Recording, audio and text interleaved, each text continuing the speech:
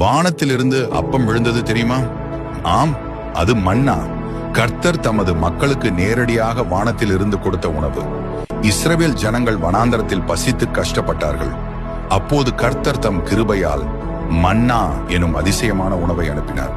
யாத்ராகமம் 16:31 குறிப்பிட்டிருக்கிறபடி அது கொத்தமல்லி அளவாயும் வெள்ளையாக தேனுடன் கலந்த பணிகாரம் போல ருசியாக இருந்தது. ஒவ்வொரு நாள் காலையும் அவர்கள் அதை சேகரித்து சாப்பிட்டார்கள். ஆனால் ஒரு நாள் அளவுக்கு மட்டுமே வைத்துக் கொள்ள முடியும்.